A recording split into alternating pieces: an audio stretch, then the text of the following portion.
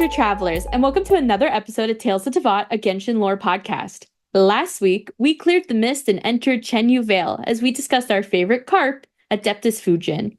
And this week, we'll be returning to Inazuma and talking about the sunshine of this very sad nation, Naganohara, Yoimiya. Are you looking for an explosion of visuals to accompany this episode? Well, pop on over to our website, talesofteyvat.com, where Tiff has curated a sparkly festival for your eyeballs. While you're on our site, check out our past episodes and seasons, artist spotlights from the community for every topic, and some other goodies. Finally, feel free to email us at talesofteyvatpod@gmail.com to let us know what you think of this week's episode and what topics you'd like to see in the future. Additionally, you can feel free to give us a rating wherever you listen to your podcasts, and you can feel free to check us out in our Shades of Teyvat Discord server, which is a collaborative server with the Shade Chamber podcast. It is an 18+ server, but feel free to join if you're 18 years or older and hang out with us and talk about some of your favorite Genshin topics and other topics. Now, before we start, I believe Brandon just wants to say a few things. Yeah, I just wanted to take a second to acknowledge the election. This is our first episode we recorded since the election. And I know we have a lot of listeners that are going to feel very targeted by the administration, just like we are. And we're not going to talk too much about it. Don't worry. We do want this to be a safe and fun space for you each week. So we're trying to not depress you. But I did just want to acknowledge it and show some solidarity. And I just wanted to bring it up because, we know that a lot of you listening are sad and feeling scared. And we just want you to know we're right there with you and that we want to encourage you to just try your best to protect your mental health. And that's all I wanted to say about it. Yeah, I absolutely agree with Brandon, too. Play some Genshin, read some fanfic, take care of yourself. Yeah, we hope that the podcast can continue to be a place for you to go where you don't feel targeted, you feel like you belong, and you can feel comfortable and confident in who you are and what you want to be in the future as well. Yeah, exactly. And also join our Discord if you want some like-minded people to hang around with and chat. That's right. For sure, Shades of Teyvat, bit.ly/Shades of Teyvat, all lowercase, no spaces. I didn't say it earlier, so thank you for giving me the second opportunity to add the link. But United States elections aside, our international viewers are either like, what? Or like, oh. They're like those poor people. Those poor people. And also like, poor me, because my country's probably going to be affected by this too. Yeah. But we are going to talk about the brightest topic in all of Teyvat instead. And no, it's not Albedo. It's not my love for Albedo, like many might think. We're going to talk about Yoimiya today. And what were your guys' thoughts when you first saw Yoimiya? My thoughts were different when I first saw her and when I first heard her. Oh, what do you mean by that?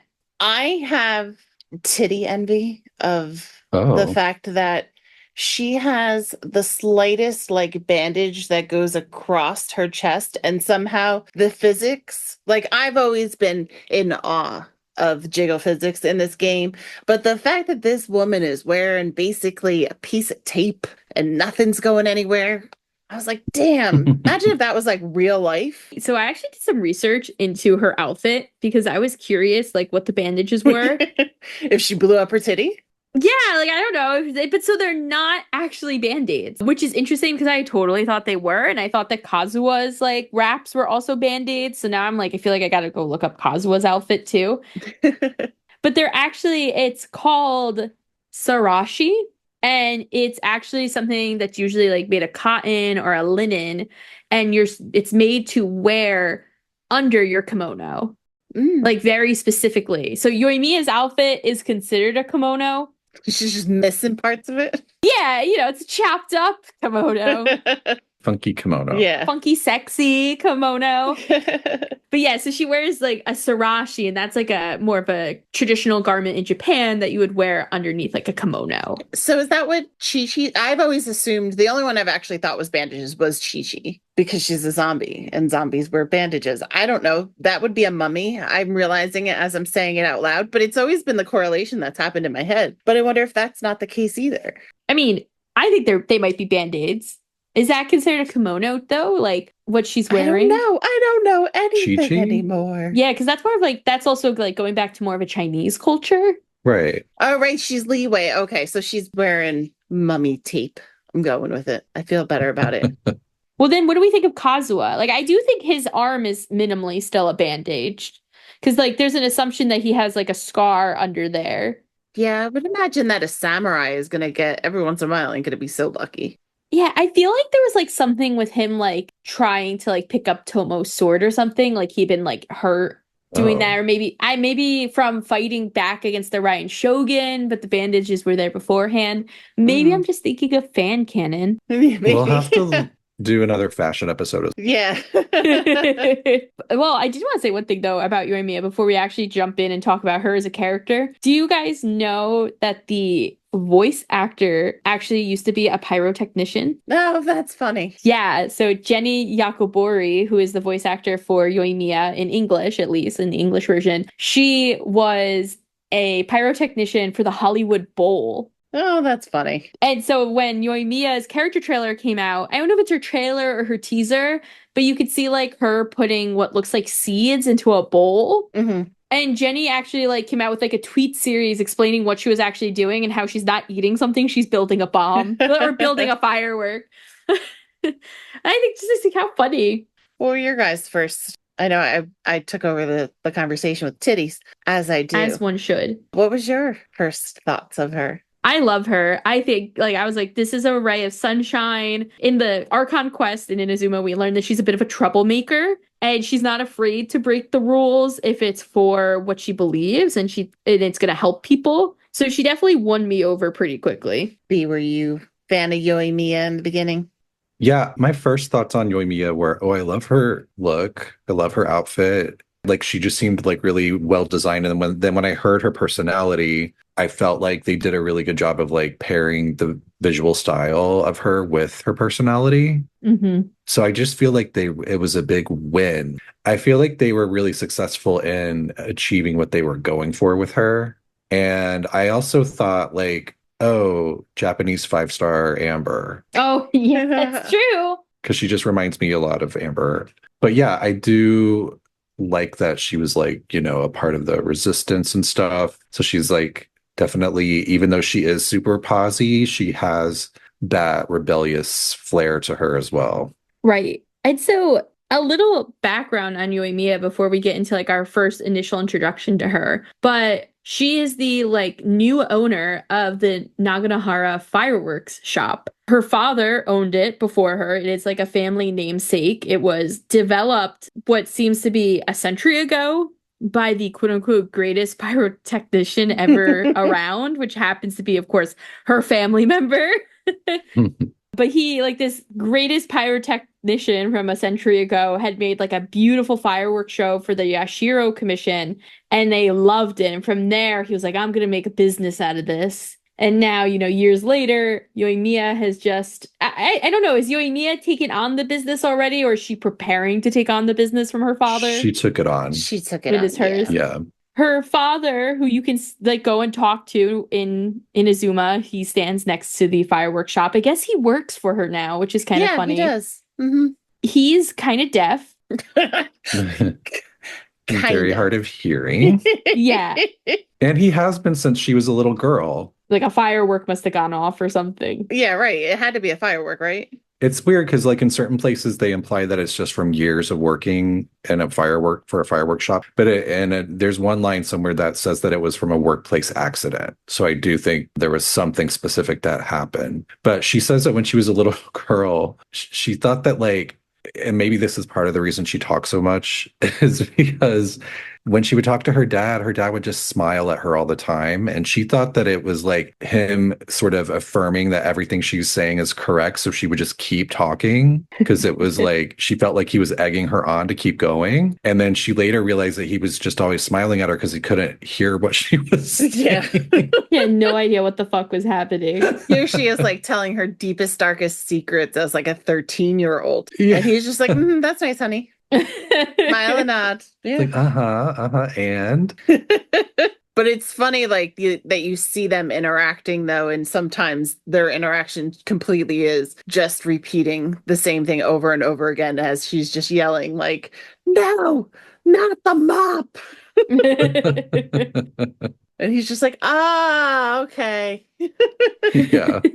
So Yoimiya, unlike Ayato, we meet during the Archon quest. And we arrive in Inazuma. Toma helps us try to get our paperwork in order to be there, even though we're not supposed to be there. And then we meet with Ayaka, and Ayaka is trying to convince us to join her battle against the Raiden Shogun. And Ayaka makes us go and visit with 3 ex-vision holders. And what do I mean by ex? It's because the Raiden Shogun took them away. So we have 3 people affected by the Vision Hunt decree, and we see how they are not themselves. And we go back to Ayaka, and she's like, so, did I convince you? Or do I need to wet sock convince you? Do I need to slap you with these wet socks? She's like, do you need me to get kinky to convince you to, like, help me out? She's, like, putting pebbles from the river into her wet sock. Yeah, she's ready to beat us up. Yeah. She's like, not only do you have to touch a wet sock, but you're gonna get hurt.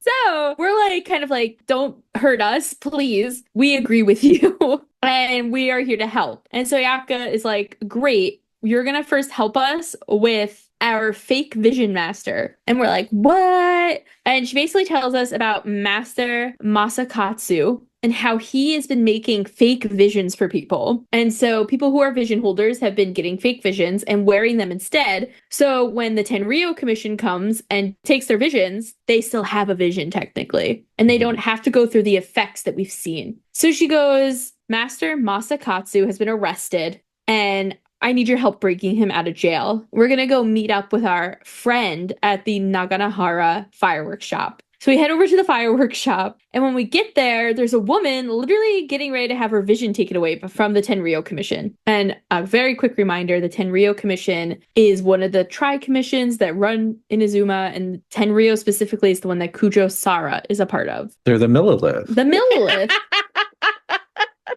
Close enough. So we see a Tenryou soldier getting ready to take away this woman's vision, and we're like, oh, we gotta fight. And all of a sudden, Yoimiya shows up, and she stops us from interfering. And we watch this woman get her vision taken away, and then she basically turns around and is like, oh, thank God I have this fake vision to give away. And we're like, oh, cool.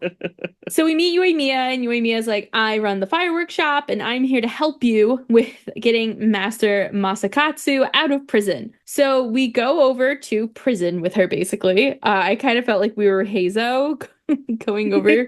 She breaks us in through a back door, which I got questions on how Yoimiya knows the back door of the prison. Oh, do you? Yeah, I want to know how she knows. Questions? I don't have questions. I have a lot of questions about a lot of things, and this is one of them. But we see Master Masakatsu in his jail cell, and he's being tortured by the guards there. And then all of a sudden, Sara comes over, and she's like, stop torturing him. And then she kind of slaps them around because they're idiots for torturing someone, which, Sara, she does have a heart. I think that was the first hint we got at, like, you should like this lady. I know she seems like an evil bitch and that she's going to take your vision, but she's good, I swear. Then Sara hears us because, of course, we're not quiet. She sends guards to go find us. And long story short, we are able to escape with Master Masakatsu. Now, Sara could have stopped us, and she decided not to because of how injured the master was. But she's like, don't worry, once you're healed, you're coming back to jail. We're like, whoa, okay, cool. And that's really the end of that scene with Yoimiya. And the next time we see her during the Inazuma Archon line, we need her help because we're trying to get Sayu, the little ninja girl, to rob the Tenryou Commission to get some important paperwork for us. And so Yoimiya sets up a quote-unquote distraction of fireworks that we can actually see during the Ayato character teaser as well. And that's one of my favorite little tie-ins too. That when you get to see that teaser and you realize, wait a second, I know what's going on here. I've seen this from another perspective. Yeah, I'm like, ooh, double angles. Nice. And I love when Sayu goes to steal the papers. I don't know why. She's just like, if I must wake up and do something, this is my job. She's like all of us going to work. Yeah. And she's like, here, back to bed I go. She's like, we're done. We're good. See ya. Cool. I just ripped these people off. Not a second thought about it. She's like, I'm just working for the man. Mm-hmm. And Yoimiya is one of the few characters to get a second story quest. So Yoimiya actually has 2 story quests that you can do in the game. Is she like the only non-Archon? Like, is it just her and Sino that are non-Archons with double story quests? I believe so. Yeah. Just goes to show you how good those 2 characters are. Dad jokes and fireworks, man. It's like mom and dad, honestly. Yeah. I'd love to have Yoimiya as my mother, honestly. Adopt me, please. She'd be a little chaotic. But she's great with kids. She is wonderful with kids. And that's actually how our first story even starts out. We see these kids out on a beach and they're talking and yapping it up about how they're going to capture the great Mujina yokai. And they're like extremely excited. So of course we go and talk to them. And they're like, we're gonna get the Mujina yokai so this way we can stay out late. I love that. Cute. That's the goal. Yeah. They're just like, we're so tired of our parents telling us we had to come home. And then like as like they're talking and stuff, Paimon's like, I think I should tell them like this thing's not real. So the Paimon buzzkill is like, yeah, that Mujina is not real. Like you don't have to worry about it. And they are pissed. And they're like, we're going to go tell Yoimiya on you. That's just not right. And they like go scatter off and they literally go up to like, they run to Yoimiya and they're like, Paimon was trying to tell us that the Mujina is not real. And she's just like, don't listen. Don't listen to them. Mujina, it's very real. And she goes into this whole big thing. So as we then, of course, catch up with them, we're like, why are you lying to these kids? And she's like, they need to have an imagination. And there's a reason why their parents, like, it's a myth, but their parents just want them to be careful and be safe. So it's not going to, like, hurt them. Like, play around with this little joke. And they're going to go, like, fight the Mujina. Fight the man, fight the Mujina. But like she even gives them a little slip of paper, which we can assume is the little fireworks recipe that she must be setting up for them as well, because that's one of the things that the Naganohara do, is that when you're a customer of theirs, you're like in it for life. It's so ominous sounding. They it's got like you. The mob. Yeah. You can't buy your fireworks anywhere else. I don't know where you are, but yeah, they give you like, they write down a recipe for your fireworks, and only people of the Naganohara family can understand that recipe. So they can basically remake the firework for generations to come. Yeah. Mm-hmm. So we have to assume, well, it's not all that relevant in this point, but they like make a point, like she's like, here, take these slips of paper and bring them to your parents. And it's either like, I'm lying to your children or here's a firework. Amazing. Yeah. I'm lying to those kids. But, she's right. Like, it's important that their imagination keeps going and that they're not, they're not off selling drugs. And well, she's all about kids being kids while they can be, and like sort of protecting their imaginations like that. Where do you think that comes from? Is it because she's not an orphan? She's not. Yeah. She's like well-adjusted. Uh-huh. She's like one of the few well-adjusted people in this game. I wonder if it comes from the fact that she doesn't have a mom. No, she doesn't. She does have a mom. Where's her mom? We don't know. They never show her. Yeah, in the second story quest, it starts with she's leaving and she's like, Dad, make sure like you go get your medicine and make sure mom takes it. And if you're too tired, the two of you should go and rest. She's like asking her dad to watch over her mom, right? Like I'm sort of implying that she needs some help. Mm-hmm. There's something else too she says about her mom at that point too. Meanwhile, I'm over here like, her mom totally died in the fireworks accident that made her dad dead. She doesn't have a name or a form. So she could be, they could be like Mrs. Bates in Us, and there's just like a corpse in the corner. She's not really there. Take care of mom. Wow. Okay, so no dead moms. So maybe no dead moms, yeah. Rinosuke is not a bachelor. Sorry, you cannot move in on Yoimiya's dad. I feel like I'm okay with that. I wasn't like in my plans. Like I got other people.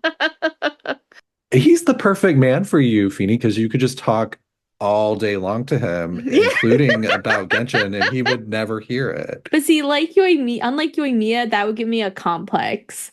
You'd be like, you're not answering. You're not saying I'm like, oh my anything. God, you hate me. You're not even considering what I said. Like, oh my God. But no, but she is good with kids. She is. But what happens in the rest of the story quest? She's telling us that she's actually preparing for the fireworks show, and she has some final preps that she needs to do. So she asks us if we want to come along. Basically, like, if you're going to ruin my gig, you're going to come with me. Yeah, you tried to fuck these kids over, so I'ma fuck you over in your spare time. So we go over to the fireworks shop, and that's when we actually meet her dad. Feeny tries to put a move on him. I tried to slip my arm around him. He said, no thank. And he's just like, let me tell you the history of our family. It's like, I'm like, dude, fuck. We're here for like a minute. We learn the whole thing about how she constantly has these long conversations. And we're kind of like, aren't you like, do you feel bad? And she's like, no, he just enjoys it. So I just keep doing it. I don't know if this is that part, but there's some dialogue option where her dad at some point explains like the actual history of fireworks in Inazuma and like tells us that they were once used by Inazumans like in the distant past to communicate with each other while they were, separated by different islands. Oh, that's cool. I thought that was fun. Or like different colors mean, different things. And it's like the one way like that they can quickly communicate with each other while they're on different islands. It kind of sounds like the flag system used by lighthouses. Like, I don't know if you guys know anything about the lighthouse flag system. So like, all right, in IRL, lighthouses before that we had really the technology that we have today to power these giant lights, they actually used to hang flags. And the idea was like you could use your binoculars to see the flags from far away and you would know if it was safe for you to dock or anything you needed to know.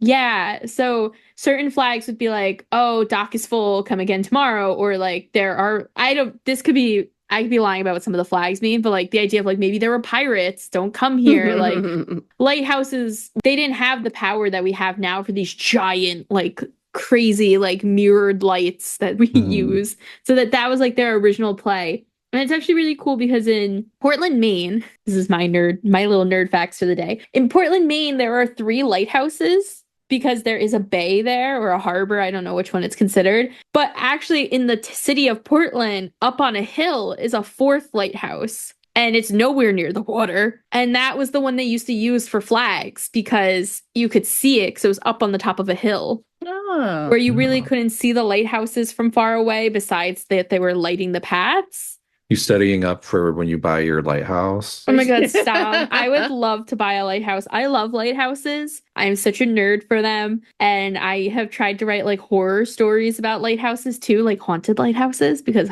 they're totally. Ask me anything about Barnegat Light. I know so much about it. I own so many books on Barnegat Light. Wow. Barney. I have a question about the flags though. Okay. Is that where the flags came from that they do on the beach to tell you whether or not you should get in and out of the water, like when you can go in the water? Like, is it the same type of thing? Did they derive from the lighthouses? I'm going to say no, but I like the thoughts just because the ones that are on the beach are just red, yellow, and green. These ones have like designs and stuff on it. Oh, shit. Okay. Yeah. They're pretty cool. I learned a lot. I learned about these like the flag system for the first time when I climbed to the top of the lighthouse on the hill. You should turn your lighthouse into a gay club and just hang a rainbow flag. Yeah.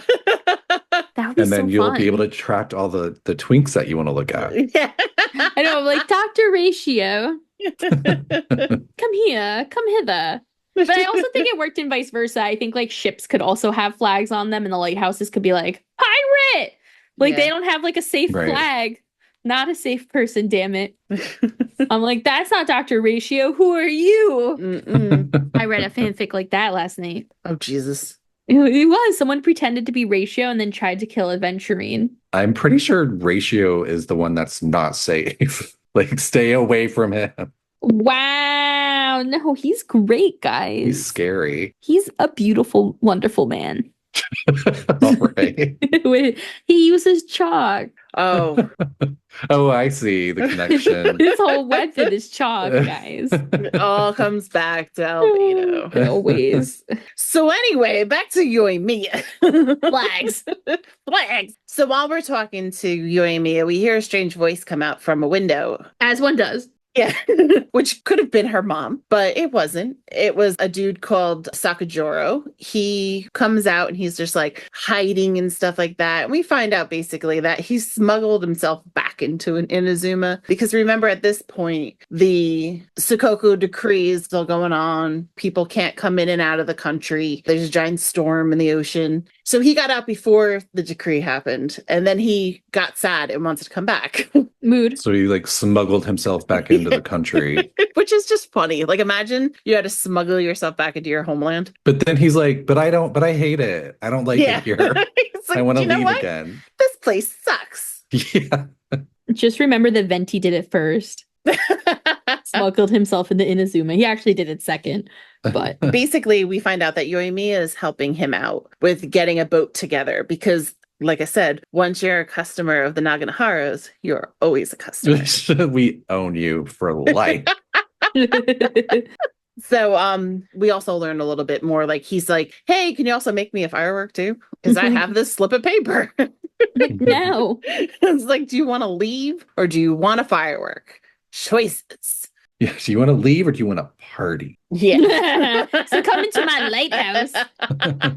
Are you a twink? Yeah. he was a little twinkish. I know. I think he would pass for my party. Who's your bouncer? Oh my God, Kaya. Kaya, the twink bouncer. Yeah. You measuring everybody? He's Sorry, like, nope, those too thighs muscular. are too Keep thick. it moving. He's protecting all the other twinks, especially his boyfriend Albedo. He's like, listen, we're here for a good time. I'm not gonna let you fuck that up. Anyway, sorry, my club business came in again. Yeah, it's very important. She's outlining her next pick. My business venture. Well, I got somebody who can build your lighthouse for you. It was the first character named Koichi. Oh, I thought it was gonna be Kaveh. I was like, yes, another twink. Twink bar built by twinks. This was like a sketchy dude. Koichi is like a little like squirt. Like he's like nervous and he's kind of like, why are there other people here? What are you doing? Why are you talking to me? But basically we're meeting him on the side of the water. As one should. He's building this boat basically because, as a favor, because of all the favors that they do. So he's like, has some other people too that are like getting like the finest Inazuma timber and they're building this boat. And it's like a canoe because they can't make it too big or else the Tenryou Commission is going to be suspicious of it. And so is Beidou. Yeah. No one can have a better boat. Mm-hmm. So, but you got to remember, there's a big freaking storm. They are basically sending this man out on a raft. They're like into a hurricane. Yeah. So she's like, go see my dad. He made you firework and he'll give you the money.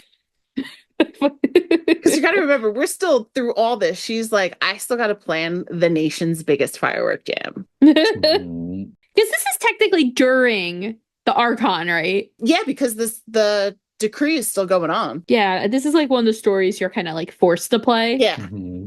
But he says that he doesn't want any money for the boat because outside of the fact of everything they've done for him, that third sis would be mad. And I was just like, excuse me. And they never really go that far into who third sis is. But we learn the story that there was a prosperous merchant guild that lived in the area of Inazuma. And this is all on Narukami Island. So there was this prosperous merchant guild. They all popped out kids all at the same time. So all these kids grew up together and they were a tight-knit group of people. So third sis is apparently still one that's there or related somehow. Koichi tells us that, they all kind of like went their separate ways because, as they grew up, they were doing their own thing and all that kind of stuff. So they're not really all that close anymore. But before this kind of parting happened, they all sat and watched the fireworks together. So the fireworks have like a big deal to them. Can I ask you guys a quick question? Just because you said fireworks mean a lot to them. When you were younger or even now, like, did fireworks have an important meaning to you? I don't know if I would say they had an important meaning to me, but since I grew up in Oklahoma, where it was legal to buy and shoot fireworks, like around the 4th of July, we would go and just, a bunch of little fireworks shops would pop up everywhere. And we would buy like big packages of them and just like shoot them on our driveway. So for me, it was like a family like kind of event thing where it was like something that my family did on the 4th of July was like shoot fireworks on our own driveway. Okay. It wasn't until later that I saw like really big fireworks displays. So I didn't have any kind of like emotional attachment to like seeing like big displays like that. And what about you, Tiff? I mean, fireworks are always 4th of July centric for us. Mm-hmm. And my father is now retired volunteer fireman. So much of my family, as I grew up, was basically this fireman family. And if anybody's ever known a fireman ever in their lives, they would know that they are obsessed with fire. So 4th of July, even though in New Jersey, fireworks up until a few years ago were illegal, there was always fireworks going on. And one year we went to, because you used to be able to watch the New York City fireworks from my town when they were on the Hudson River. So we went up to like a big parking deck to go watch it. And they were doing like little fireworks and stuff. And one of those jumping jack ones got stuck in my sister's really curly hair and burnt her scalp. So she's now afraid to this day of fireworks. But now I believe that part of my, like, I love watching fireworks, but as soon as I start to see like the embers, I'm like, what's going to happen? Okay. I guess it's more memories. Like I remember the fun of them, but I also always think of, mainly because my sister will never let me forget that she was burnt, because she retells the story every time I try and make her go watch fireworks. She's like, do you not remember my trauma? Mm-hmm. She's like, these are too close. I'm like, they're 3 miles away. You're fine. I only ask because you mentioned the character saying how much the fireworks meant for them. And it's very clear that to Yoimiya, and we'll talk more about her later, but fireworks have such a deep meaning for Yoimiya. And I mean, I feel like with Yoimiya, I could really resonate with her on that because I grew up in a very small, a small New York town. Like, you know, we were like an hour outside the city, and the 4th of July specifically was like a big deal, and so was New Year's, and they would always do beautiful, like very Hallmark-esque craft festival, and everyone stays in town and goes watch the fireworks around the pond, and they were always so like romantic to me. Like I very much like romanticized it because I guess because it did feel like a Hallmark movie all the time. So to me, fireworks seem so like nostalgic and sweet. And like if someone were ever to ask me to go to a fireworks show, I'd be like, oh my God, you love me. Whether it's a friend or like a partner, like I'd be like, oh, you do love me. Like this is something we're going to always remember. So I was just curious since he said that too. We see that in Leeway as well with Lantern Rite. Like people remember like even the whole story in Hutau's story when we find out about basically the ghost kid who him and his friends had said that they were going to grow up and take their families to see the fireworks at Lantern Rite. Like it's a special thing for even outside of Inazuma. And fun connection, most of the fireworks at Lantern Rite come from Yoimiya's fireworks shop. Yeah, even during that, they get smuggled over by Beto. I love Beto. Yeah, she really is the best. She's like, oh, you need that? I got you. Yeah. I got you, girl. But so in our story quest, this guy gets nostalgic about fireworks. Yeah, he gets nostalgic about the fireworks and how it always brings back these memories. So we go on to have to go like continue with, you know, all the preparations. But in the meantime, because Yoimiya is a chatterbox, she ends up talking a little bit more of this group of people. And she's like, I was really little when this friend group was around. So she's like, I never really remember who the people are. But occasionally they'll be like, oh, I remember you when you were little, because her dad was a part of this prosperous merchant group. So we go back over to Sakajuro and we find out that he's having second guesses about leaving now. No. He's just like, the trip was a waste. And then he goes back and forth. He's just like, I don't know what I should do. Should I stay or should I go? So we're like, don't worry. The boat's over there. The canoe. The canoe is there. If you need it, it'll be there. We're not going to rush you. But she's really concerned about people because her main thing is like, not like, I just wasted all this time getting this fucking boat for you. It's, there's a reason why you came back here. You need to find that reason before you leave and can't come back again. Or you get, you know, captured by the Tenryo Commission, which she's like, oh, sorry that I'm getting you in all this trouble. And she's just like, that's okay. We got our ways. Yeah, because Sakajiro is like a wanted criminal. Like the Tenryo Commission is like after him, right? Yes. Not only for sneaking his way back in, but I think he also snuck in some goods along with him. Damn it. He's like, I brought the dandelion wine, guys. Yeah. And then you just hear the hee hee hee. Ventu's like, we're found. Nah, he's showing up regardless. He's like, hey, bitch, I'm an Archon too, as he's drunk babbling, and she just like kills him on the spot. Anyway. One of the things that we need to do is like with this big firework thing, they make all the fireworks, but they also make them for people and people set them off themselves, as well as they do their own like grand finale. But they're still all their fireworks. So she's got to deliver them as well. So we go to this old couple.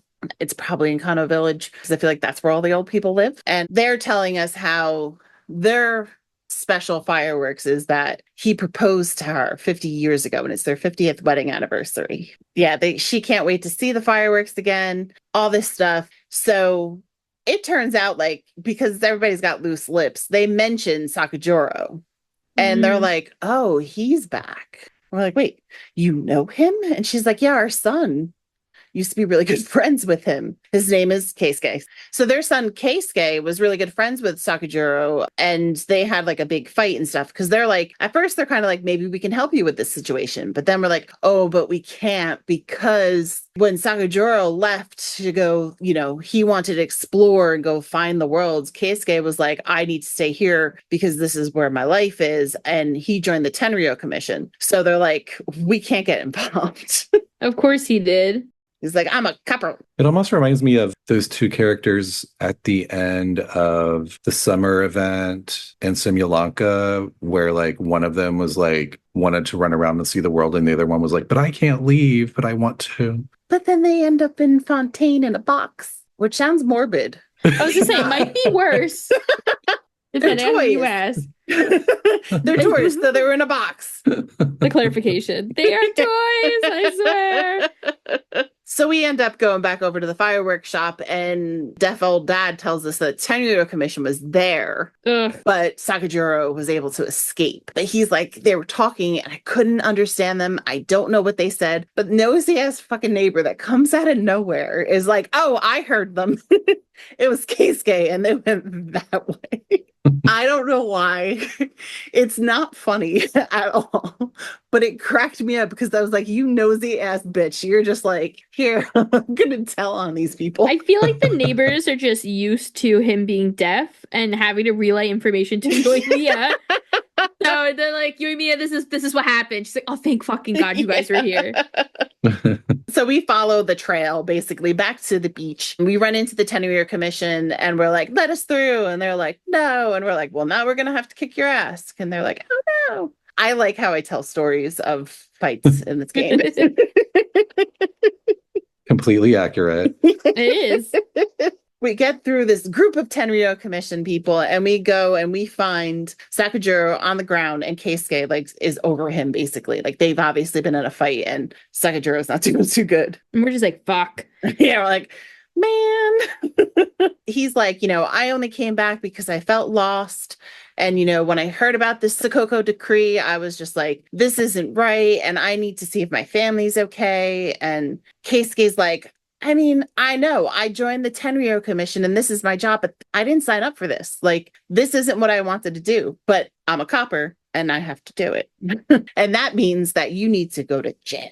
And we're like, no, Keisuke. And he's like, okay, you know what? Leave. You can take the boat. I'm going to turn my back. I'm probably going to get demoted, but you go ahead. Just take the boat and go. I'm going to pretend I never even saw this. It's so sus. Yeah, he's just like, I'm a cop and I'm going to do all this good justice. And then I'm like, no, never mind. Just go. I know. He's just as indecisive as Sakujiro. Mm-hmm. Yeah, it's true. And I think it's because it's important that he says, I did not join the Tenryou Commission to be taking people's visions and locking up the country. Like, this isn't what I signed up for. But he still has that same guilt of, or not guilt, but that morality of, this is where I grew up and I have to protect my land and my family. Yeah. But he's like, I get it. I understand what happened. But we end up going over with Yoimiya at this point to go actually watch the fireworks. And for the very first time, she shuts up.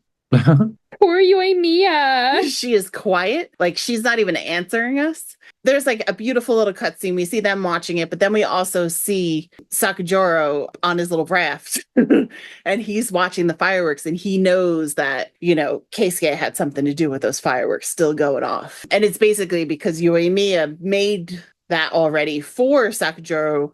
Keisuke was like, well, I'll pay for them kind of a thing. Like, I'll still set them off for him. Yeah. Mm-hmm. It's like their little buddy firework, which is all cute. It was like his goodbye to Sakujiro, and then Sakujiro's like crying on the boat.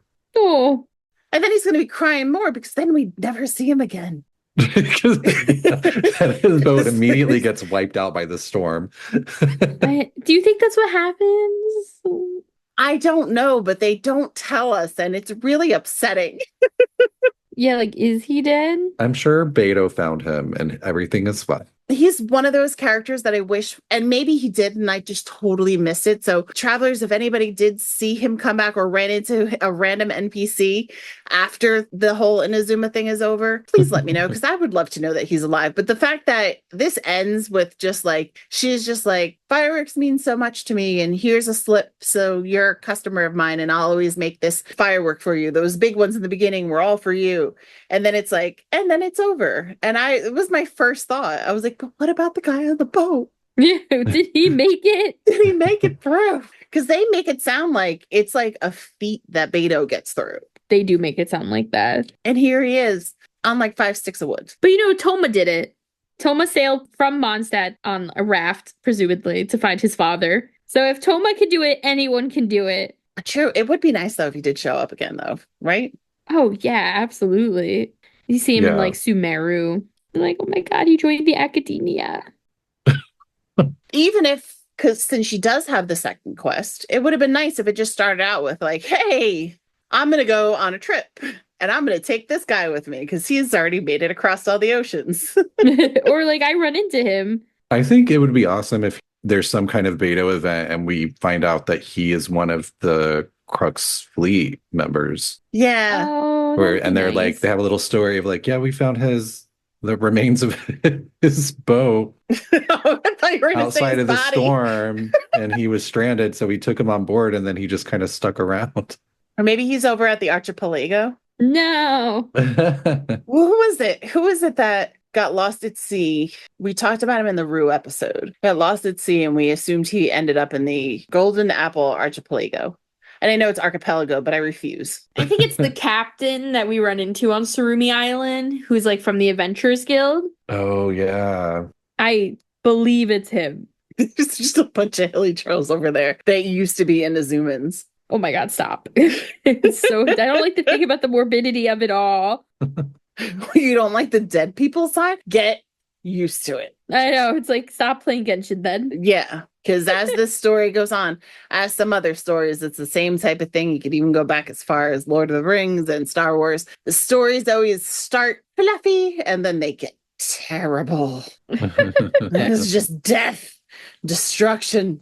Yay. Yay. So that's the end of our first Yoimiya quest. So the second one starts with her saying she's going to go out on a trip. We run into her. Well, we go to her house, basically. She's going out on a trip and the Sakoko decree is over and she's like, I want to see the world. And what she really wants to see is a meteor shower. So specific. I'm like, girl, we did that in 1.1. Like, you missed it. Sorry. She was like, yeah, and I wasn't able to see it because I was stuck behind the storm. I'm like, girl, I missed it too. Sorry. Like... She's like, I don't know where to go looking for it and stuff. So we're like, oh, well, you know what? I bet you the really smart Sumeru scholars would know. And you want to travel, so let's just go to Sumeru. She's like, hell yeah, bye, Dad. Good luck. Take your medicines. See you later. Take care of mysterious mom. Yeah. Go find mom. No voice, no body, nothing. No name. She is just mom. Nameless mother. Is actually just the name of a launch tube that they have in their house. Oh no, I took that the wrong way. Oh no. Tiffany. Al just woke up wherever she is and just went. These are the moments when I go, Al. The inappropriate things that ran through my mind would have came out of her mouth. Yeah, absolutely. So we head on over to Sumeru. We land at Port Ormos. Not only did you see Port Ormos, but you saw the lighthouse there, where my parties are now happening. Yes. Is that why they have such good music there? It's all coming from your lighthouse? Yes, that's the perfect place. I mean, that is a party town. It's great, guys. Come to Club Feeney Anytime. Before we go to Club Feeney, we meet Fayez over on Merchant Street. He's selling Aranara carvings, and Yoimiya is over the moon. She's over the moon about everything that she's seen because it's beautiful. She's so overstimulated. You know, it's like when you go to Comic-Con for the first time, you're like, what? Yeah. I don't know which way to look. Literally. But she sees the little Aranara carvings and she says, oh, these are what you were telling me about. Like I guess on the trip over, we're telling her all about some different things about Sumeru. And one of them was these mythological creatures of the Aranara. And she's in love with them and she buys like 30 gajillion of them. And we're like, you're going to buy all of these? And she's like, well, yeah, I need them all for the kids. Which I was like, oh. And then she's like, and Itto. And Itto, her arch enemy / bestie.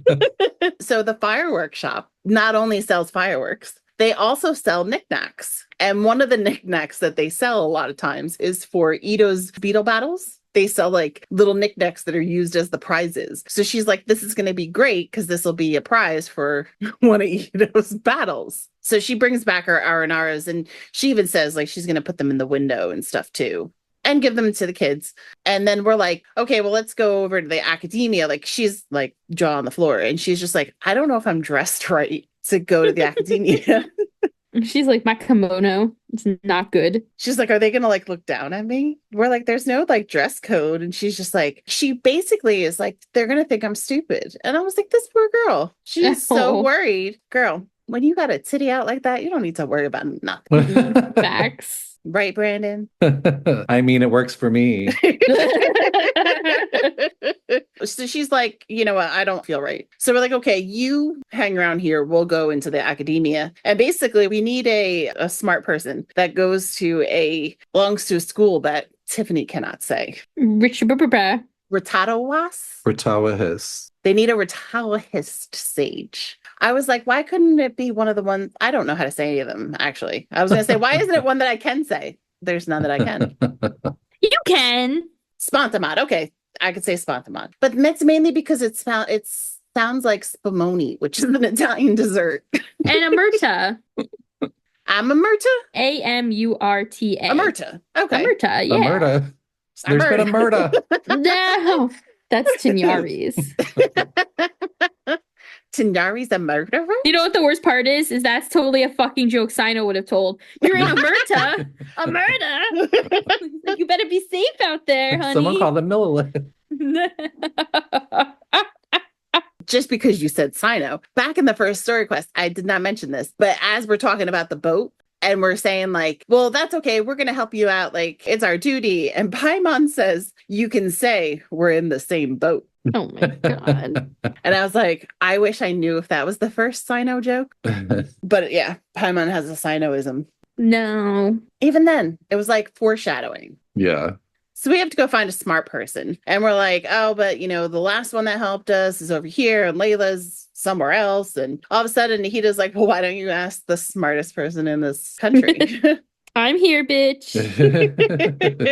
I can help you. We're like, Yoimiya, this is the Archon. She's like, what? Thank God. Could you imagine if she did come in with us? She was worried about what the sages were going to think. And then all of a sudden the Archon's there. She would have been so embarrassed. Meanwhile, Nahita is like, yes. Yeah. So we're talking to Nahita and we're telling her, like, you know, we have this beautiful soul that wants to see a meteor shower. And Nahita's like, well, remember I kind of told you, like, they're based on dreams and wishes. Like, we can't predict when they're going to happen. She's like, but I really want your friend to see them. So how about this? If you can get her into like a dream state, And we can set this up. I will make, me and the Aranara will make a meteor shower happen for her. So fucking sus. She's like, all you have to do is enter a realm of consciousness. No biggie. Here's a leaf. Here's Let's a fucking dream leaf. together. When you're ready, take the Ember Glow leaf, and when the time's right, blow on that, and me and the Aranara show up. It'll be all good. She's like, here's a leaf. You just need to roll it up and light it. Smoke it. She does say something like, you don't want it to go on too long or else she's going to figure it out. And that's probably because the buzz is going to... She'll get paranoid. She'll get really paranoid. Oh, God. Nahita's the druggie. Oh, my God. Tignari gets it from her. Kazuha, Albedo. So as we go to leave, we're like, okay, we're going to have this happen. We see Yoimiya is just talking to a random kid. Go figure. And she tells us afterwards that she ran into she got lost and she needed to find her way back. And she started talking to this little girl named Avon. She was in a wheelchair. She was giving her directions. She's like, and I could tell, she was like really sad and she'd been like sick and all this stuff. So she gave her an R carving because apparently she's just carrying them around with her too. Damn it, Yoimiya. Those were for Itto. A sad child, like this little like satellite dish like pops up out of her head. It's like boop, boop, boop, boop, boop, boop, boop, boop, sad child alert, sad child alert. She like runs over to her. Yeah. Well, we decided at this point too, we're gonna take Yoimiya around to see Sumeru. And we take her to see a rune golem, like one of the mossied ones over on that big mountain, which her reaction is like all of us would be of, is that thing gonna get up? It's like, no, it's been there for a while. She's like, yeah, I guess so. But as we're like walking around Sumeru with her and showing her the sights, she actually asks about our sibling. Only person. Yeah, only person. She's like, have you seen them? How's that going? And of course, Paimon has to answer for us. And it's like, how do they look and all this stuff? And it's like, well, they said that we'll see them in the end. And she's just like, well, they're your siblings, so it'll all work out. Like, Yoimiya, you don't fucking get it. Nothing only child, deaf parent girl. Like, if you only knew the shit I've been through, the things I've seen. But thanks for asking, since like no one is going to actually help me find them. So now we find out though that Yoimiya needs this like device to be able to find the place where this meteor showers are going to be. And it's like a little bit of a legend and whatnot. So we go over to the blacksmith and we're like, hey, we know she sounds crazy because she's looking for a meteor shower, but can you make this thing for her? And he's just like, yeah, why not? They're so used to Nahida asking for weird favors at this point, They're just like, all right, whatever. Probably has something to do with the Archon again. Yeah, it's like, yeah, sure. But then this motherfucker, he's just like, sure, I can make that for you. But you know what? You should find this legendary ore because everybody's got to lead into the story. Mm-hmm. So you need to find the Earthstone. It's revered by blacksmiths. So you definitely need that to make it. To which point I'm like, oh, he's like, this is how you're not going to see the meteor shower because you're not going to be able to find the stone. We're like, thanks. We're like, thank you for making this quest longer. Mm-hmm. But so before we can go looking out for this Earthstone that we have no idea, he did not tell us what it looks like. Avon's mom comes up with some other guy and they're like, hey, have you seen the girl in the wheelchair? She never came home after she was talking to you, which is almost accusatory. Last we saw her talking to you and then she never came home. What did you say to our daughter? I told you guys suck. And the mom's like, she's been really depressed basically since she got sick and she's been in this wheelchair. And now I'm really worried. I don't know where she could have went. But how far could she get? She's in a wheelchair. And the terrain is not the most wheelchair friendly. No, it is not. Especially accessible. Right outside of the city. Mm-hmm. Fontaine, at least there's like sidewalks. We asked people like, hey, have you seen this little girl in a wheelchair? And basically we end up following her tracks, I guess. And we find her like laying on the ground, not on her wheelchair. And like some hilly trolls have the wheelchair. So we go beat them up. Yeah. Yeah. Like, and they're just like, we go back and Yoimiya, basically this girl is like, I have nothing to live for anymore. I used to be able to run with our little R&R friend, and I can't remember him anymore. And I know that means I'm growing up, and I don't want to grow up because I still want to have my R&R friend. And I feel bad because I made a promise, and now I'm stuck in this stupid wheelchair because I'm sick. So Yoimiya is like, I'll help you find him. And we're like, Yoimiya, we told you that these things aren't real. But of course, we know that they are. So like Paimon and like the Traveler have this moment where they just go, all right, do we help them or do we break our promise to not talk about the Aranara? And they decide, you know what? We have this leaf. Let's use it. Let's get high. Let's just get high. It is very like fever dream. So they smoke it up and one of the R&R shows up and they're kind of like, you're not alone. Why are you calling us when there's another person here? Ara Purva is the one that shows up. What did you call me? He calls Yoimiya the Red Nara. No. Which I love. That's cute. And basically says like, hey, I only showed up because we trust you. So you better be good for them. he's like, follow me. I can tell you where our Shani, who is Avon's friend, is over in the forest with the big giant like mushrooms.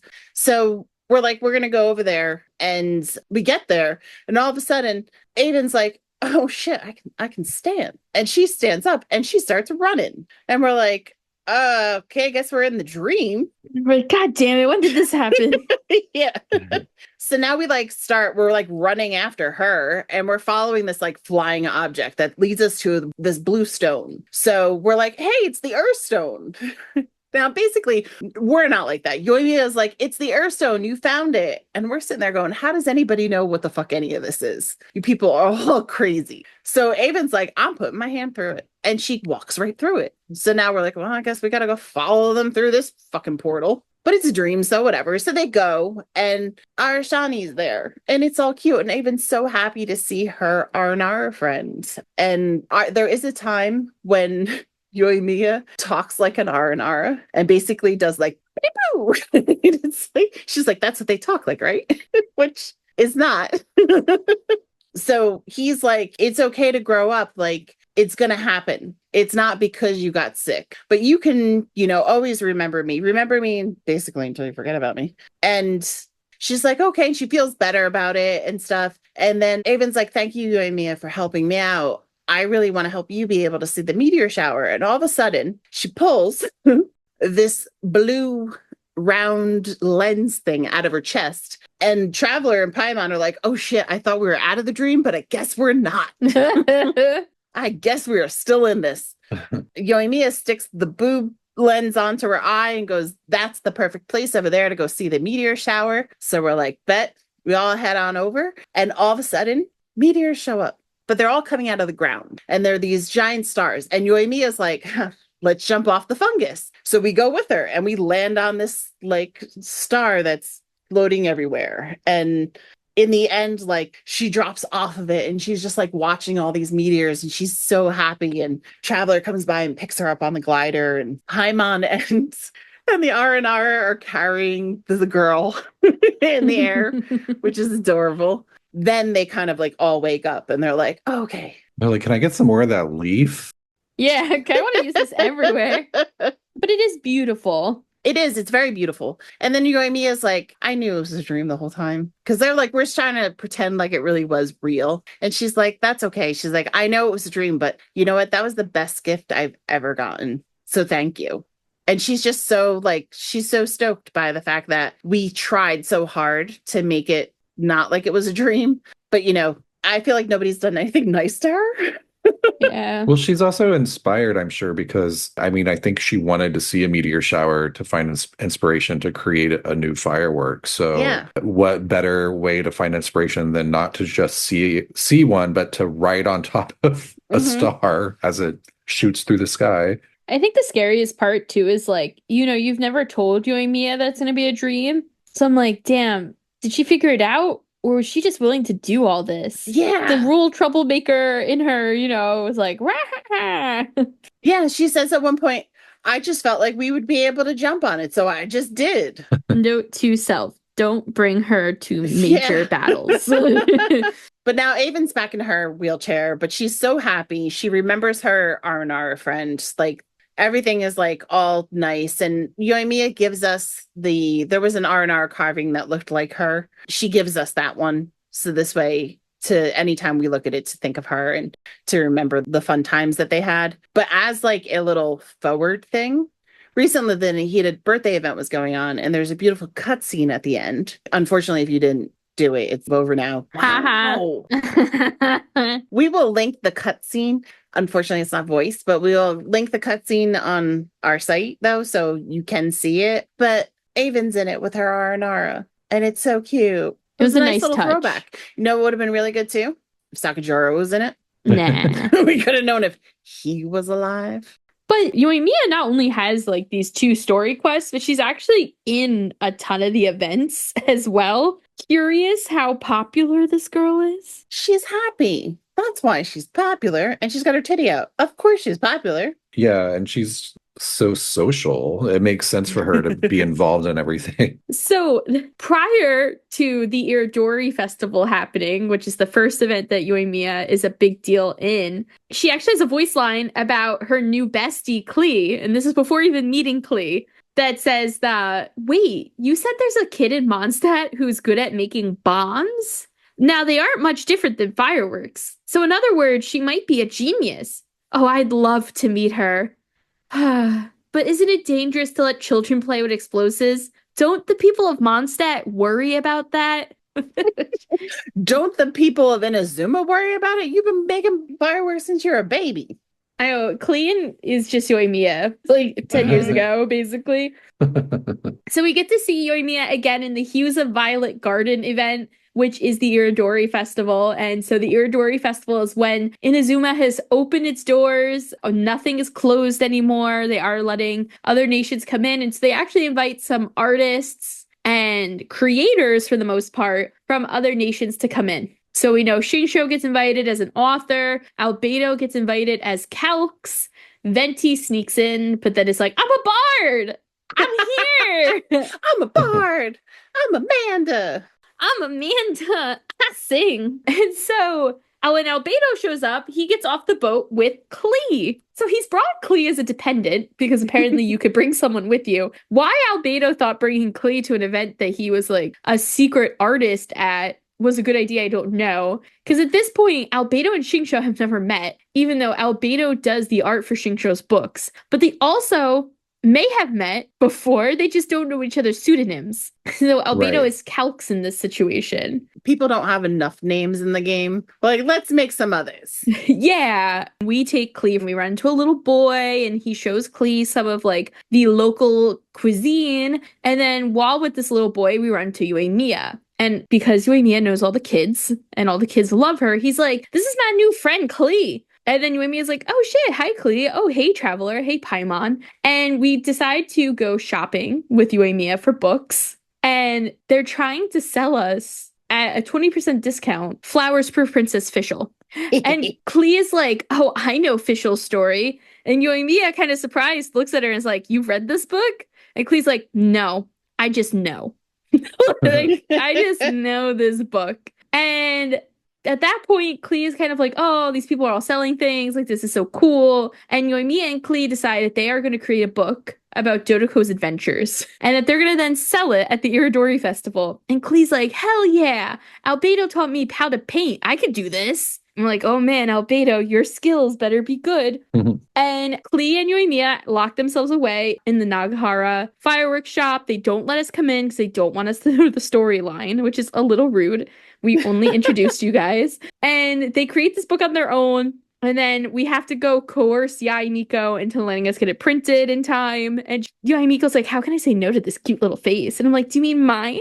Or do you mean Klee?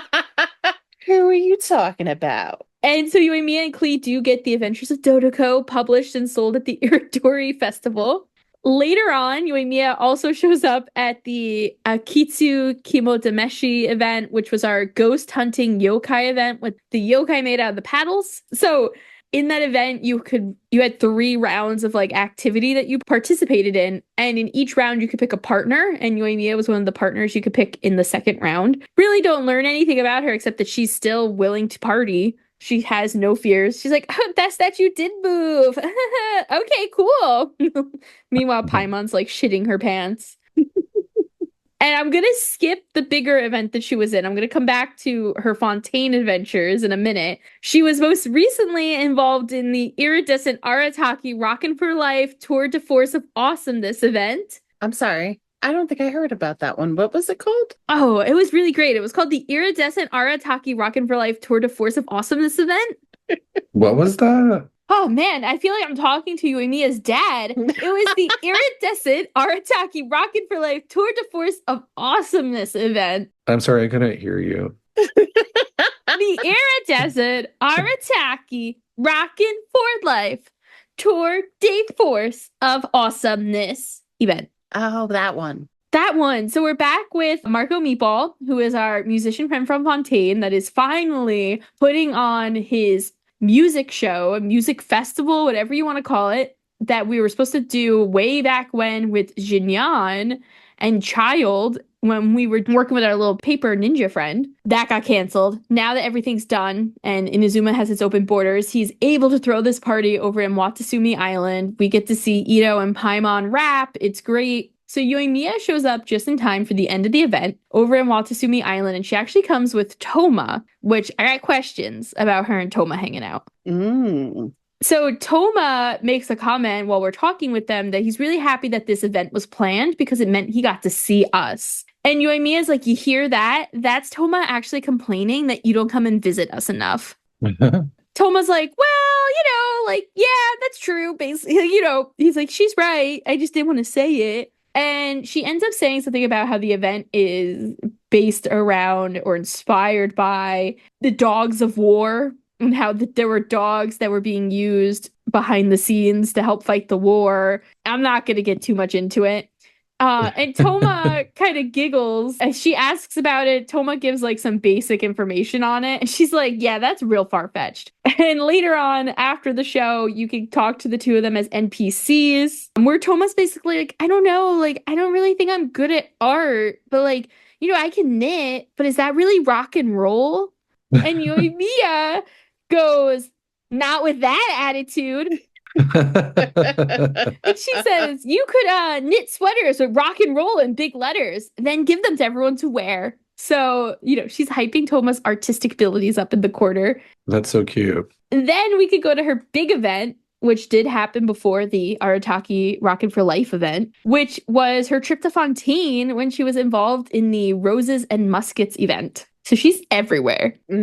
Her fireworks were in Leeway. She's besties with Klee from Mondstadt. She lives in Inazuma. She's been to Sumeru. And now she's going to Fontaine. In this event, Yoimiya goes to Fontaine with Ayaka and Ayato, who are really there on business. And Yoimiya, who wants to see the world, is kind of tagged along because she's friendly with Ayaka. And they find out all about Xavier's film. Now, Xavier was our good old friend from Inazuma that was trying to make a movie. And he's back home in Fontaine trying to make a film for a movie awards program. He's trying to win an Oscar, basically.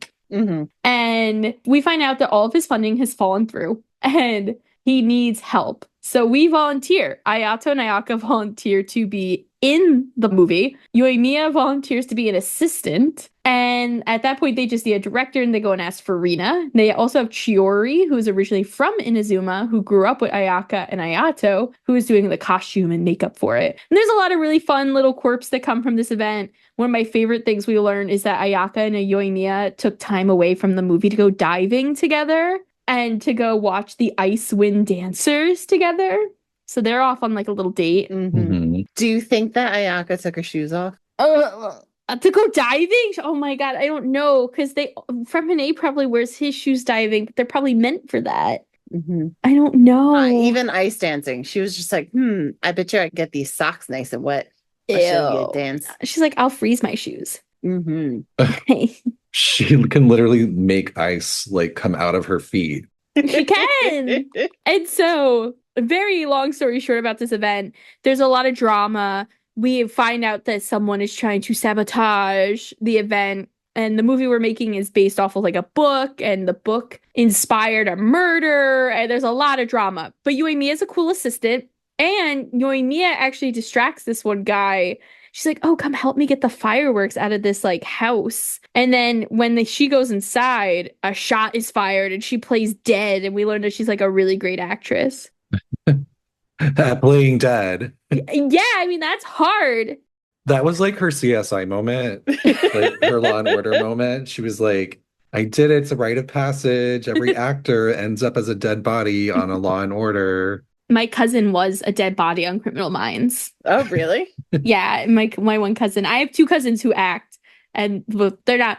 I have a cousin who acts, and then she married her husband, who is now my cousin, and he also used to act. And so he was in an episode of Criminal Minds. It was wild. It was like people were hacking into cars and driving them, and they like purposely crashed his car, and he died. Oh. He wasn't the person that was supposed to die, though. It was like the person they were hitting with the car was supposed to die. That's straight out of Sumeru. The rough streets of Sumeru. With the hacking. But I wanted to go back for a second. I mentioned a little bit about Ayaka and Toma, who are both people that people might ship Yoimiya with. But there is one other event that also kind of suggests a summer fling for Yoimiya that she is involved in, which is when Childe just randomly fucking appears in Inazuma. So Travelers might not have done this because it was part of like a very small event, but Childe just fucking shows up because, well, we actually don't really find out specifically why he's there, but there's this event, Canvas Inside the Lens, which is those photo events that we typically do. There's been a lot of them. And during one of those events, we go over to Chinju Forest to take a picture. And when we go over there, we actually see Childe playing with children. And we're like, what are you doing here? Now, there's two assumptions as to why Childe was here. The first assumption is that he is still there after the Labyrinth Warriors event, which we met him with Jinyan and our little paper puppet guy earlier. We have an episode on that, so you can check that out if you'd like.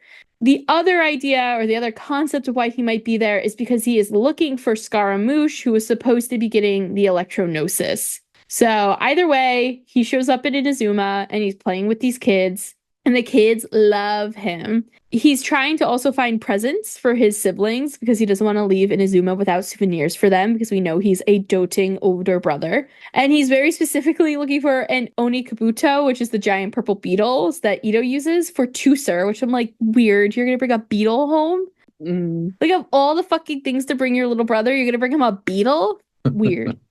Kids like bugs. I hate it. So he ends up saving a kid who was running into like a monster camp. And after he saved him, the kid was like, come meet Yoimiya. And then Yoimiya is like, oh shit, because she knows him and recognizes him as a harbinger. I don't know how she knows he's a harbinger or how she recognizes him as a harbinger, but she does. And so when we show up, we're kind of like, yo, Yoimiya, what the fuck? Why are you letting these kids hang around him? And she's like, listen, I get it. He's a harbinger, but it's very clear that he cares about kids and he's good with them. So if he can help me out right now, I'm fine with it. Like, I know he's not going to hurt the kids. Meanwhile, he's like shipping the children off to like the House of the Hearth or like that underground ring in Snezhnaya where they make them do like weird whatever they do in that underground arena. It's sad because he is waiting for a ship to come and get him in a few days to go home. Mm-hmm. So it's like, maybe you're right, but I'm going to give him benefit of the doubt that you're wrong. No, I doubt they would do that to him, his character. I just love the idea of it. Yoimiya's like, it's fine. And meanwhile, he's like sizing each kid up like, that like a snake. Might be good. Yeah. Like when snakes lay next to you to see if how much of their body they're going to have to like unstretch. That's Childe. He's like... But so there's a lot of these like ships that are suggested for Yoimiya. So a lot of people think that her and Childe had like a summer fling and that like they totally got together. I don't know if I believe that. I think he's saving his heart for Lumine. Well, I'm glad Lumine is like nowhere in the vicinity in my version of the game. Wow. You're like, he's going to be single for life in my Teyvat. Mm-hmm. So if people ship her with the following people, so I want your opinions on it, but I'm going to start with the one I'm surprised no one tried shipping her with, which is Albedo. I'm very surprised that after Iridori, people weren't like shipping like the older brother with Yoimiya, who is so kind to Klee. Like that didn't really come out of Iridori, which was interesting. Well, did they have much dialogue with each other during that?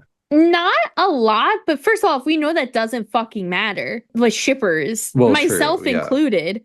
But also, like, just the idea that Yoimiya was so kind to Klee, and like she had to have met Albedo at some point. I'm pretty sure they did meet when like the book went for sale or something like that. Mm-hmm. So, that's enough for people. They brushed hands and now they're married, right? So, but none of the shippers came forward with that. So the big ships that I've seen are Kazuha, Itto, Childe, Toma, and Ayaka.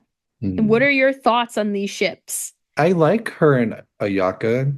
I think that's fun because they have a nice contrast. She and Kazuha, I like the idea of it to a degree because their personalities are very different, but there's something that I also just don't like about it. Mm-hmm. And maybe that's just because I haven't really like pictured it enough. I don't like her and Itto. I don't think that's a good match. I feel like the Itto ship comes from the idea that they're like mom and dad to all the kids of Inazuma who have no parents. Yeah. Which is a lot. I just don't think he's smart enough for her. I agree. I could totally agree with that. That might be kind of why I don't like her and Kazuha, because Kazuha is just kind of like a leaf on the wind. And I feel like she is like very adventurous, but she has it so together. I think she needs someone that also has it a little bit together. Her and Toma is really fun to think about because they're both so positive and like together. If they were a couple, think about like what a power couple that would be.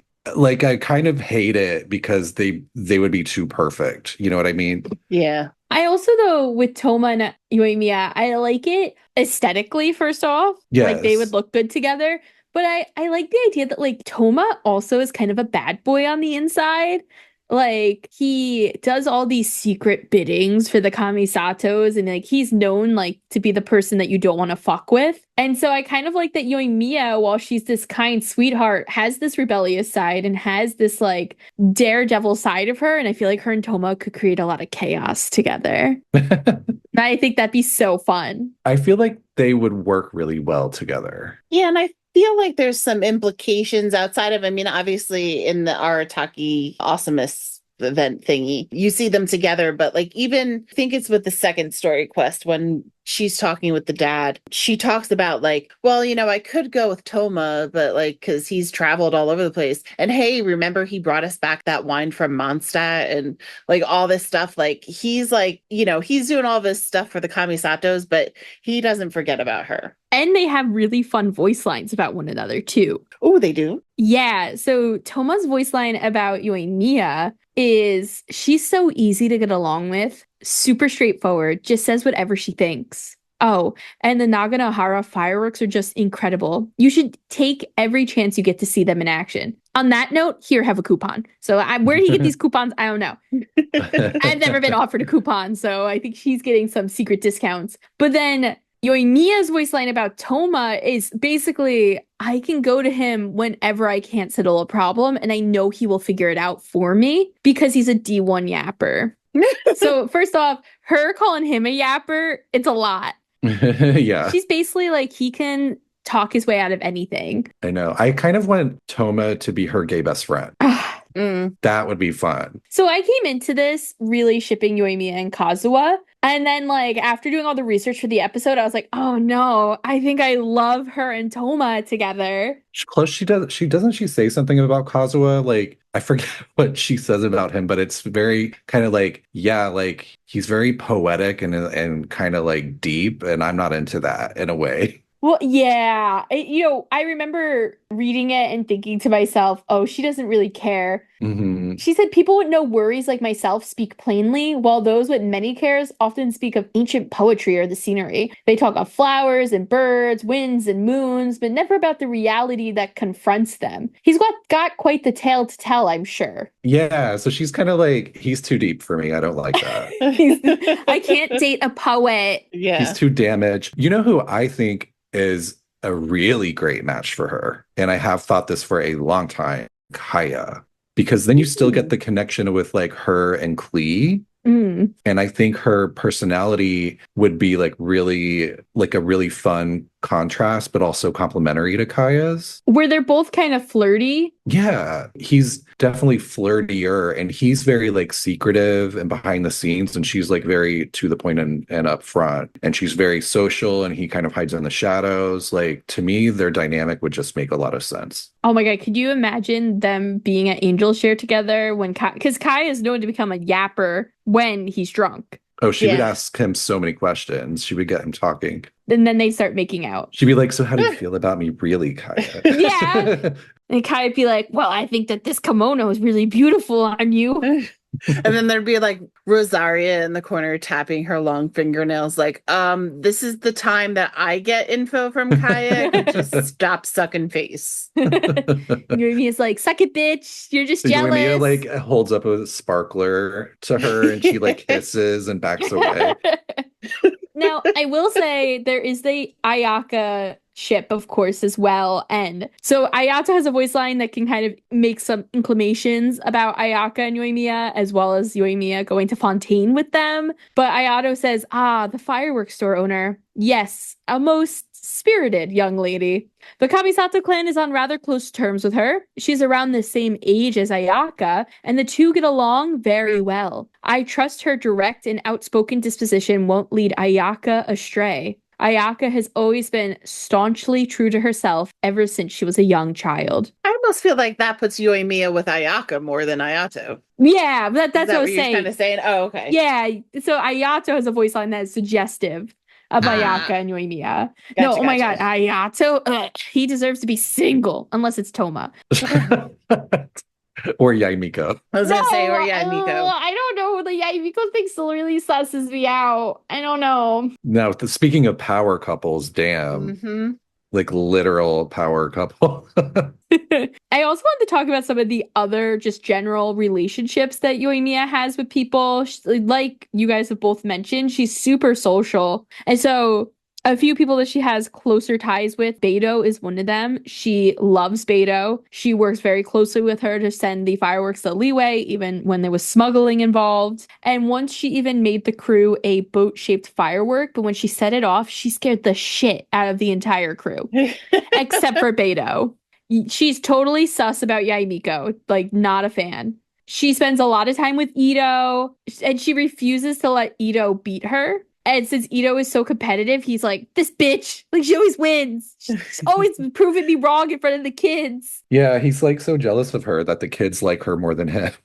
Yeah, but also then you have Sara. So she gets in a lot of trouble with Kujo Sara. And while Yoimiya does like Kujo Sara, it doesn't help her from not getting called to the Tenryou Commission to be scolded. So when she goes to get scolded, she actually calls Toma. And it's like, Toma, help me get in the good graces again. And Toma will come and like bail her out. Yeah, like, because he's so good at talking and like being like someone that can get everyone out of trouble just by talking to them. She sort of like rambles, whereas he's very like concise with his language and like figures out how to get to like how to navigate a conversation to get to like the desired outcome. Yes, a silver tongue. So what you're saying is the boy next door is coming to save her all the time, and that they should just get together. But the last big relationship she does have in the area is with Sayu. Now, as we know, Yoimiya loves kids. She assumes the Sayu is a kid. And Sayu hates Yoimiya. Yeah. Not a fan. So Yoimiya like sees Sayu and is like, Sayu is sad, and I just want her to be happy and make friends. She just hates her because she calls her a tanuki, doesn't she? Yeah, every time she sees me, she says, hey, little tanuki, let's hang out at the festival. And Sayu goes, firstly, I'm not a tanuki. Secondly, I don't want to go to a festival. And thirdly, she says that she wants to hang out, but really, she just wants me to do a ninjutsu performance during the fireworks show. It's not even related to my work for the Shumatsuban. So she's like, this bitch just wants to parade me around and I'm not here for it. I love Sayu. That's my daughter. She's like, also, I'm 45. I'm not a tanuki. And I think Yoimiya is one of the first characters I really paid attention to that gets some cute little isms to her. Like, it's suggested that she's lactose intolerant. Mm-hmm. She hates milk. Yeah, she can't have milk because it makes the little Sealy in her stomach pickier than most. I'm going to use that excuse every time I have milk. Your stomach bothers you? Yeah, and be like, it's the little Sealy in there. She also is ambidextrous, so she's one of the characters that uses both of her hands to shoot with her bow. So she is totally a jack of all trades. She likes snacks more than meals, which I appreciate. Yeah, me too, honestly. I'd rather eat like a box of Cheez-Its. Yeah. But she likes sweets. She carries them in this little box that she occasionally confuses for her hair ornament. Yeah. Her candy box, that's not a box. Yeah, it's a circle. It's a sweet pearl. But like she has like a little game that's like, guess whether or not there's candy in my hair. Yeah. And she originally started doing that by accident, right? And then Because everyone used to be like, oh, is that your candy box in your hair? And she'd be like, no, this is my hair ornament. They just kind of look similar. And then she, because she worked so many long hours and is always like talking to everyone in town for hours on end, she will get so exhausted that she started accidentally putting her candy box in her hair and not realizing it. And then she kind of leaned into it and was like, you know what? I'm just going to start doing it sometimes. And then no one will know if there's candy in my hair on any given day. Mm-hmm. But the cutest thing with the candy is that, like, she collects it basically. So as people give it to her, she puts it in her little box. Mm-hmm. But she considers that the lighter it is in weight, the better of a day she's had, because that means that she's been around people and has been giving the candy out. Well, and she says that she has a piece of candy at any time she has a joyous experience. Oh my so God. she just like something joyful happens. She takes a little break, Chomp, reaches up into her hair and grabs a piece of candy. Digs into her curls. Which is really like the most like Sesame Street type of like Muppet thing you can do. I mean, she is like tailor-made for children. One of my other favorite things about Yoimiya is that she totally is one of those people who does the revenge sleep procrastination. So revenge sleep procrastination is when you don't have a second to yourself during the day. And so you like to stay up late and get stuff done, even if it's fun stuff, because it's like the one time you truly have to yourself. I'm very guilty of this. I will be up till 2 a.m. sending Brandon messages about 911. Sending Tiff Genshin TikToks, making TikToks, writing, like, because I feel like it's the only time I get at night. And that is totally Yoimiya. She doesn't get a moment alone during the day because she's always talking, she's socializing, she's making fireworks. So at night, though, she thinks that's when she gets her best work done. She'll go and make fireworks, she'll go for walks, like, she's going for leisurely strolls at 4 a.m, basically. Well, yeah, because she doesn't finish her work until super late at night because she spent all day long chatting with people because she can't shut up. She's like literally calls chatting her other great hobby. And she actually finds it distracting if she's not talking to people. Mm-hmm. So she makes sure she keeps talking to people all day long. But then if her work isn't done at a normal hour, she just has to work super late. So I think it's funny because it's not just that like she, you know, is so busy. It's that she adds on to her work because she won't stop talking to people. And then because of that, though, she falls asleep in like all these weird places. Like the people who live near her have found her asleep in like trees and stuff like that. And sometimes she even gets hurt because she like falls out trees while she's asleep. Because she likes to climb up high to watch the sunrise. I love her. Yeah. She's such a character. There's another fun, just little tidbit that she created goldfish fireworks, which is funny because, you know, her burst, she's like, goldfish of doom. But she was inspired by watching some children catching goldfish at one of the summer festivals. So that's what inspired her to create the goldfish fireworks. And they're like fireworks that can swim on the surface of the water and emit multicolored lights and even spit bubbles. I love that like her technical skill is so advanced for fireworks that it beyond even what is happening, you know, here IRL. Oh, yeah, for sure. And, you know, you brought up the goldfish. That's also her constellation is Carassias Auratus, which means goldfish. And traditionally in Japan, goldfish represent wealth, fortune, and good luck. And also the color of the goldfish can actually add like additional barriers or additional goods. So a red goldfish would be very much luck and warding off of evil. And sometimes it can also represent wealth. And in China, goldfish also are a symbol of wealth and abundance and loyalty and unity. And in China, the word goldfish can also mean gold in abundance. So it's like in Japan, which Inazuma is supposedly based off of, it means very similar things to China, where Genshin is based off of. Even in feng shui, like a painting of a goldfish is considered to bring like good gifts to the person that has it in their house. And goldfish are actually considered like great wedding presents in China because of their like meaning. That's awesome. So I definitely think that Yoimiya showing up is definitely a sign of like good luck because she's so kind. You don't have to deal with anyone mean. She definitely has a wealth of knowledge, and I'm sure she has a good amount of money from the owning her own shop. But you know, I think when you look at wealth and fortune in like the light of Yoimiya, it's like the brightness that she admits. Yeah. I also like her childlike innocence. Even when she got her vision, she didn't know what it was. And like it just kind of fell like in a fireworks tube. And she was kind of like, okay, I'm just gonna use this for my fireworks. And her dad was like, wait, like that's a vision.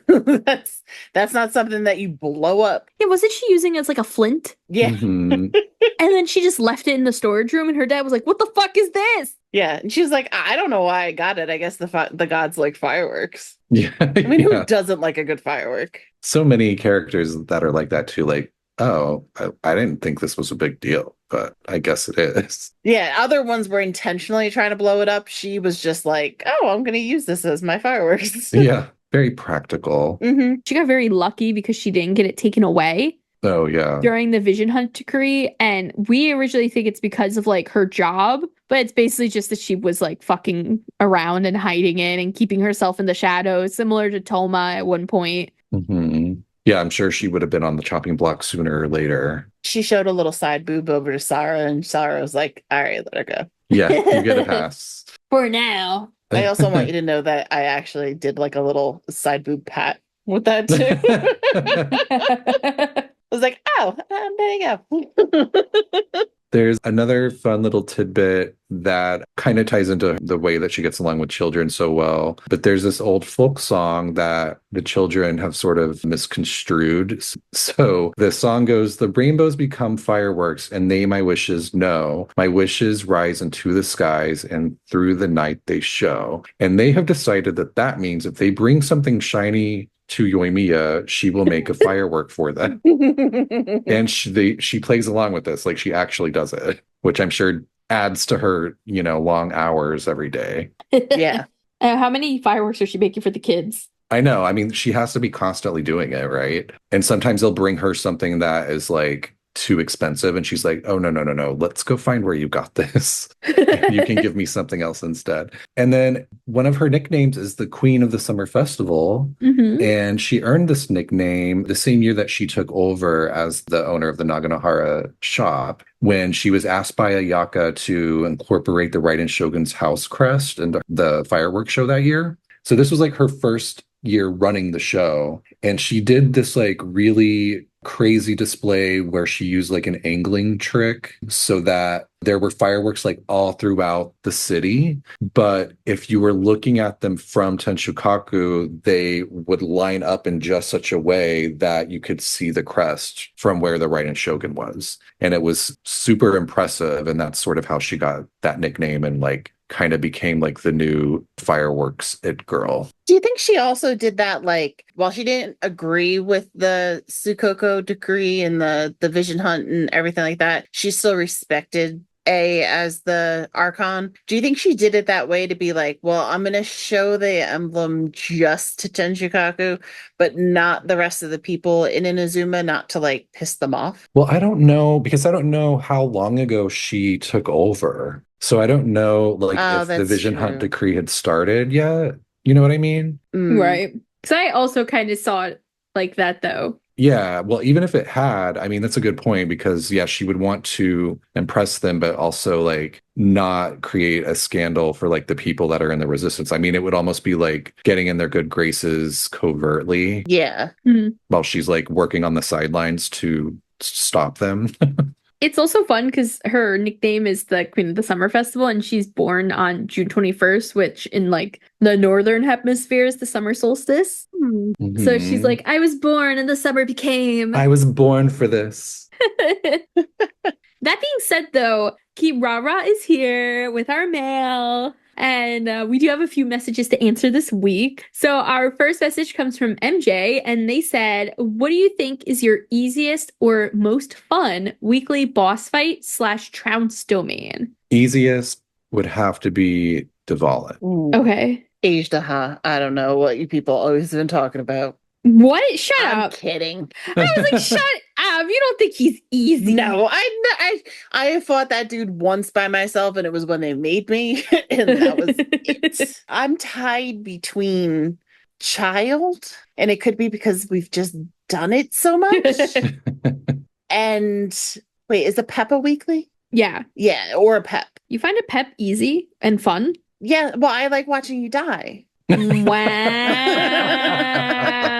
I have to tell her when the bubble's gonna come out. The bubble kills me even when I'm in it sometimes. I swear.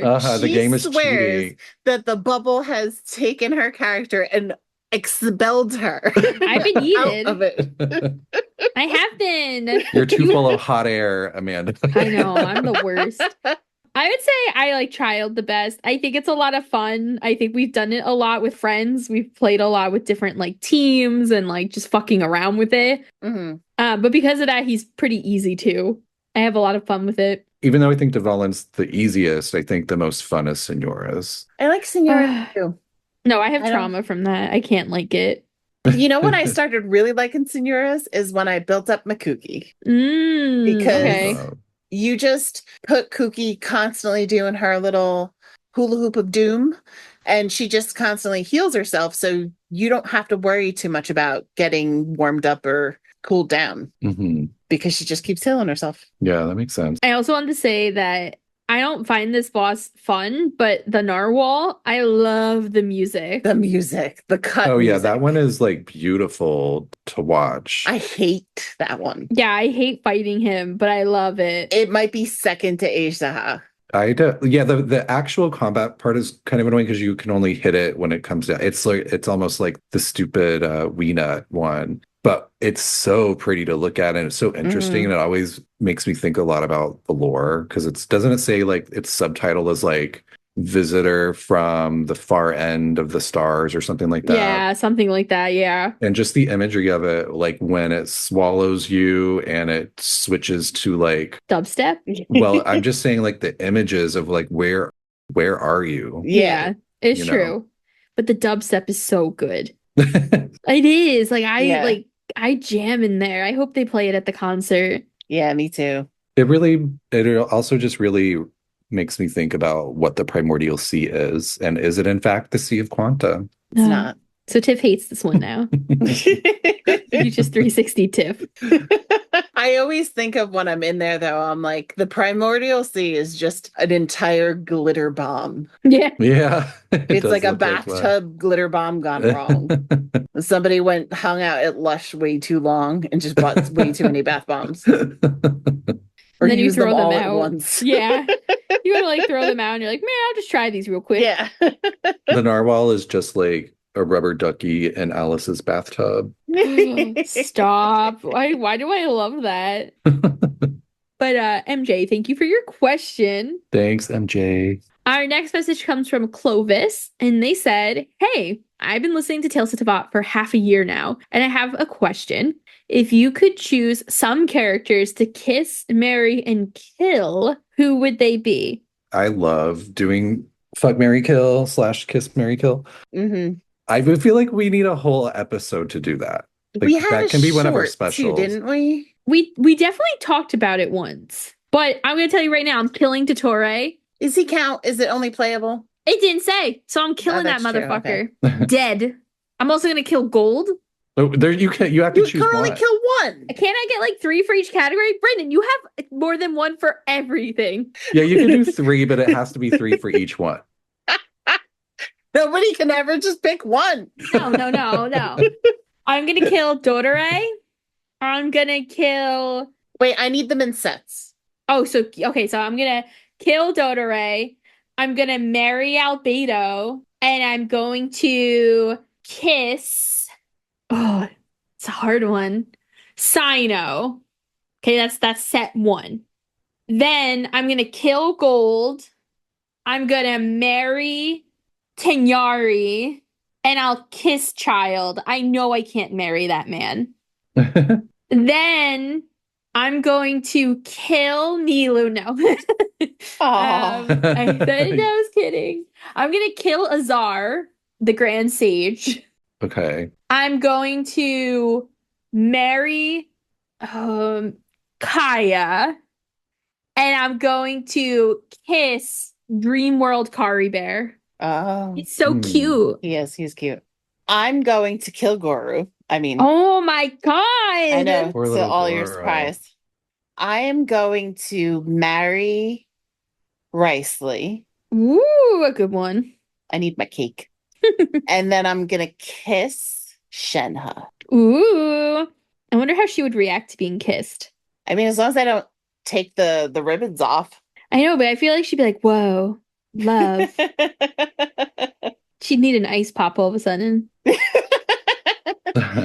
like, come here, cuz I need one of those. So Tiff, are you giving us 3 sets or you just that's it? No, I'm sticking with 1. Okay. And okay, B? Well, I'm definitely gonna kill Childe. Oh my god, but I'm kissing him. Well, can you kill him after I kiss him? Make it a good one. Okay. I could do that. Last time. Kill Childe, marry D-Luke for the money. For the money. I don't know who I want to kiss. I don't know if I want to kiss any of these people. Not even Kazuha? No, I mean, I love Kazuha, but I don't like crush on him like that. I thought you loved Toma. Yeah, I'm just like, should I marry Toma instead? Because I do refer to him as my husband all the time. Your house husband. And then you guys can adopt Sayu together. Okay, I'll marry Toma and then I'll kiss Ayato. Right in front of him. I'm gonna be like right in between them. So I get all the benefits of Ayato's money while still being married to Toma. It's the perfect situation for me. Did you just enter a throuple? I did. Are you also only doing 1 set? I think because I have to think about it for a long time. I really do think we should do like another like a short or something where we do like a bunch of these and we all like choose different sets that the others have to answer for. Like 1 per nation. It'd be fun if people submitted them too. Like, keep our mails or people can message us. Yeah. Mm-hmm. Start doing it now, guys. It'll come sometime. But thank you, Clovis, for your message. Thanks, Clovis. Thank you. That is all the time we have for today. If you liked this episode or you didn't like this episode, you can feel free to be nice like Yoimiya and email us at talesoftevatpod@gmail.com. You could also give this podcast a rating wherever you listen to your podcasts. You can also get in touch with us by following us on Instagram, Tales of Teyvat Pod, or on Twitter, Tales of Teyvat. Additionally, you can feel free to buy us a cup of coffee / Diet Pepsi on Ko-fi, where all the funds donated go to paying for our editing softwares, our web hosting, and maybe, just maybe, giving us a little bit of caffeine. Next week, we are going to be talking about Kaveh, the Light of Kasharwar. So make sure to show up with some self-esteem and don't talk to Dory before the episode. Until then, safe journeys, travelers. We'll see you next time. Bye, Roman candle nerds. So dangerous. I know. They were always terrifying. I was afraid to hold them. They're